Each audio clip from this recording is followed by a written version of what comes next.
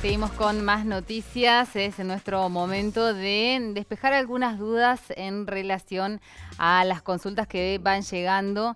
La semana pasada, el viernes concretamente, hablamos con la doctora Paula Luengo sobre divorcios, sobre división de bienes.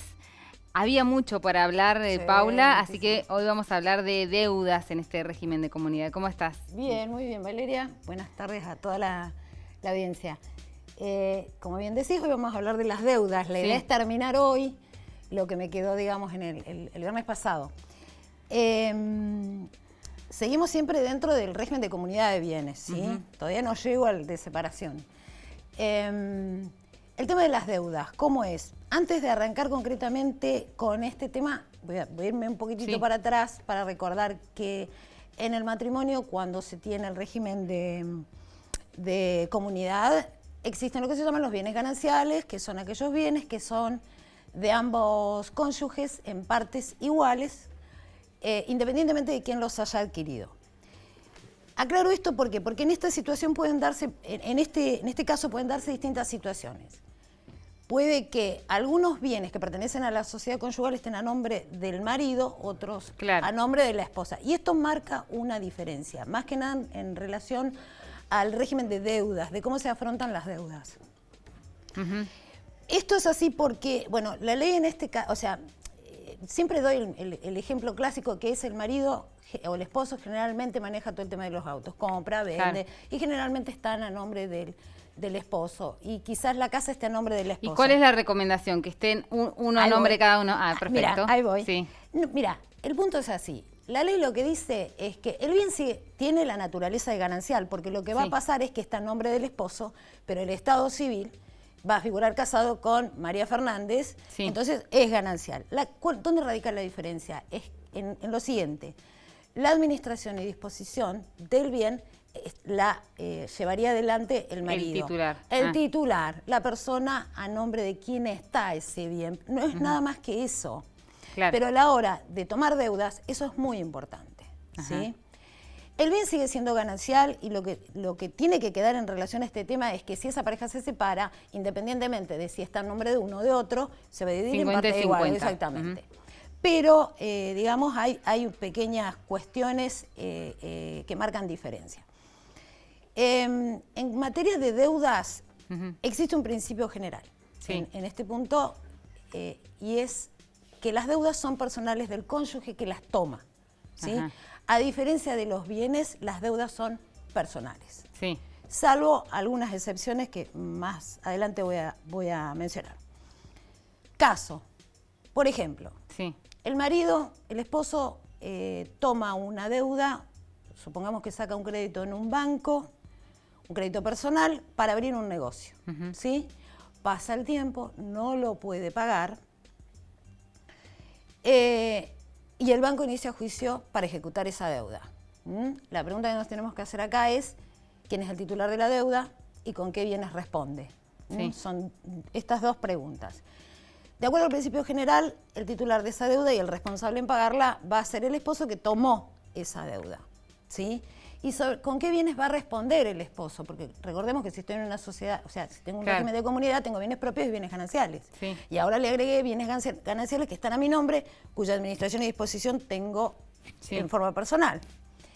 Entonces, en este caso, como se trata de un crédito personal que toma el esposo, el banco va a iniciar el juicio contra el esposo y va a poder embargar, que esto sería lo importante, los bienes los que propios y los gananciales que estén a nombre de él. ¿Sí? Aunque sean gananciales, si están a nombre, en este caso del esposo, que es quien toma el crédito, van a ser afectados por el embargo de esa deuda. ¿Sí? Este sería el principio general. Vamos a otro ejemplo y con esto voy a explicar la excepcionalidad. ¿Por qué? Porque hay algún tipo de deuda que se considera, entre comillas, ganancial, y son aquellas deudas que contraiga uno o ambos para solventar gastos de conservación o reparación de bienes gananciales, o bien gastos para solventar las necesidades del hogar o de los hijos. Estas deudas podemos decir que son gananciales y por ende, digamos, responden a ambos cónyuges con determinados bienes. En un ejemplo, sí. Por ejemplo, la esposa saca un crédito personal para reparar una casa o un inmueble que pertenece a la sociedad conyugal, ¿sí? En este caso, no paga el crédito. El banco inicia juicio. ¿Contra qué bienes puede ir el banco? ¿Sí? Primero, contra los bienes propios que pertenezcan a la esposa, que fue quien tomó el crédito. Segundo, contra los bienes gananciales que tiene su nombre porque tiene la administración y disposición.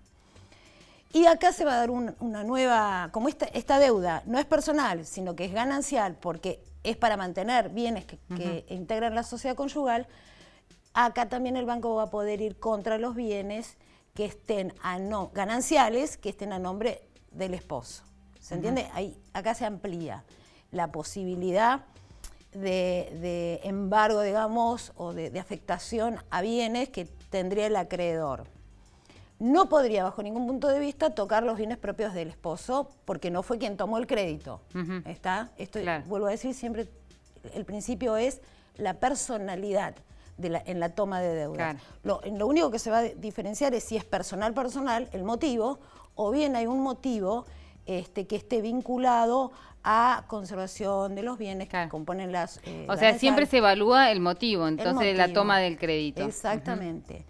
Acá hay una pregunta para hacer, que también es importante en este tema, que es la vivienda familiar. Sí. ¿Sí? ¿Qué pasa con la vivienda familiar?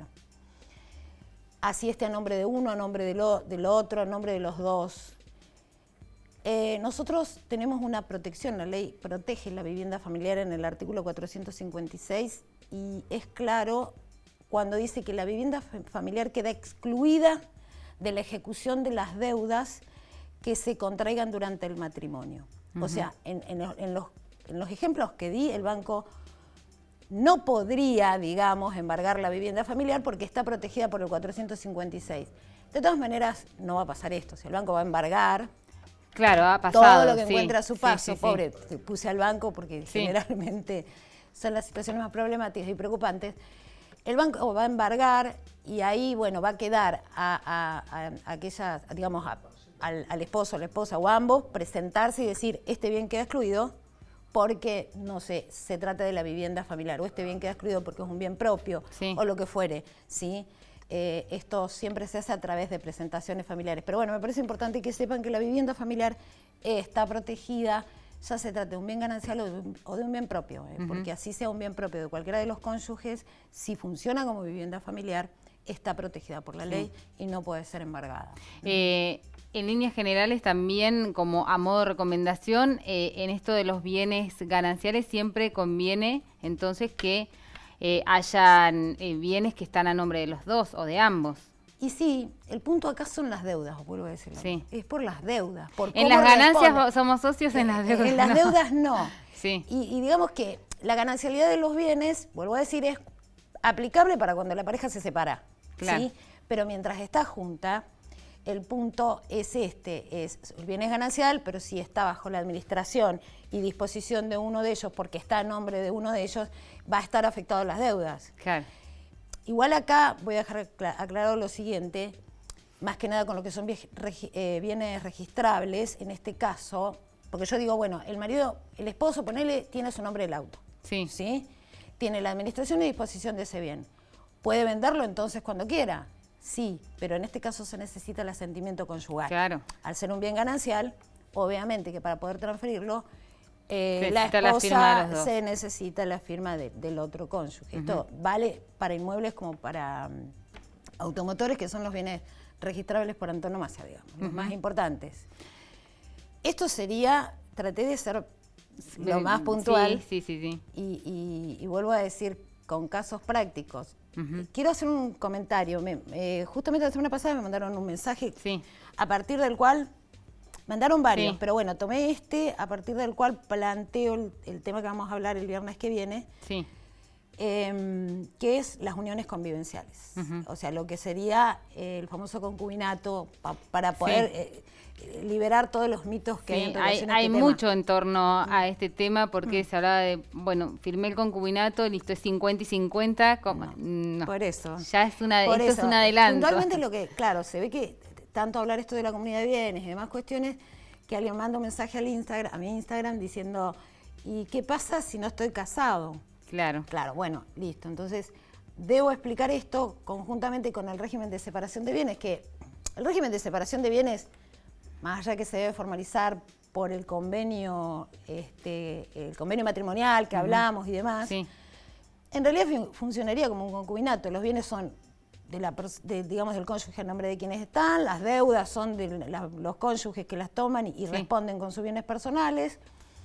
Lo que sí sigue existiendo, la protección a la vivienda familiar, ¿sí? Sí. Y los gastos sí que se hagan y que sean, digamos, para funcionamiento común de la familia, también sigue siendo responsables ambos cónyuges. Sí. Pero por el resto es un sistema sencillo, es como, digamos, una sociedad de hecho. Claro, digamos. como una sociedad. Sí, una sociedad de hecho. De hecho, es una sociedad. Es una sociedad de hecho, tal cual. Bueno, ya planteamos el tema para la semana próxima, así que vamos esperando mensajes. Agradecemos mucho a Paula que se tomó unos minutos para venir al estudio. Sí, por favor, encantada. Gracias. Hasta el próximo viernes. Hasta el próximo viernes.